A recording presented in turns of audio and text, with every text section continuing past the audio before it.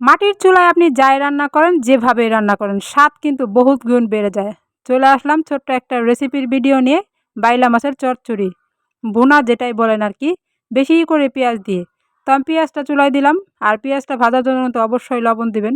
লবণ দিলে কিন্তু পেঁয়াজটা অনেকটাই নরম হয়ে যায়, রান্না করতেও তাড়াতাড়ি হয়ে যায়। এখন বাজে রাত ১২টা। আমরা ফরিদপুর বেড়াইতে গিয়েছিলাম আমার ছোট বোনের বাসায়, তখনকার ভিডিও এটা। তো রাত ১২টা বাজে সবাই বলল, "তুমি এখন রান্না করে খাওয়াও।" ছোট, ছোট মাছ আমার বোনের জামাই মাইরা নিয়ে আসছে পুকুর থেকে।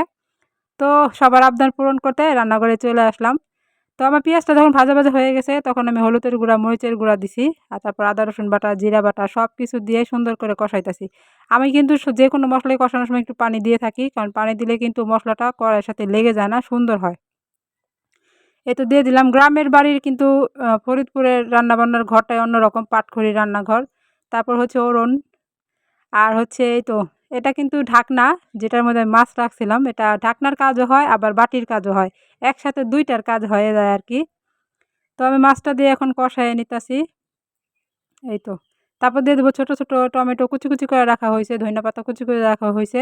আর ওই যে লাল, লাল দেখতে পাইতেছেন এগুলা সবই হচ্ছে কাঁচামরিচ। মানে পেকে গেছে কাঁচামরিচ, দেখা যায় টমেটোর মতো। আসলে টমেটো না, সবগুলা হচ্ছে কাঁচামরিচ।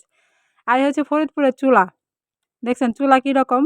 একেক দেশের চুলা একেকটা রকম। আর ওই দেখতে পেলেন ধইন্যাপাতা, ওইটা কিন্তু কোনো বাটি না, ওইটা হচ্ছে ঢাকনা। ফরিদপুরের ঢাকনাগুলো এরকম। আমার কাছে খুবই ভাল লাগছে।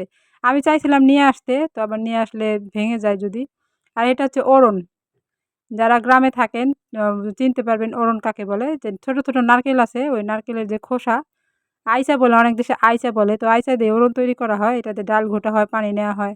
অনেক কাজে লাগে আরকি ওরন। আর আমার মাছের কালারটা দেখছেন? একটু ঝাল হইছে কারণ শুকনা মরিচ দিছি, কাঁচা মরিচ দিছি। অনেকে ঝাল পছন্দ করে, অনেকে পছন্দ করে না। তাই ঝালই দিছি। তো দিয়ে দিলাম ধনিয়া পাতা। ধনিয়া পাতা দিলে কিন্তু মাছের ঘ্রাণটাও অসাধারণ লাগে। এই তো হয়ে গেছে আমার মাছ। এখন চলে যাব পরিবেশনে। আর পরিবেশন তো আমি ১ম এ দেখিয়েই দিলাম। ভিডিও ভালো লাগলে লাইক, কমেন্ট দিয়ে আমার পাশে থাকবেন সবাই।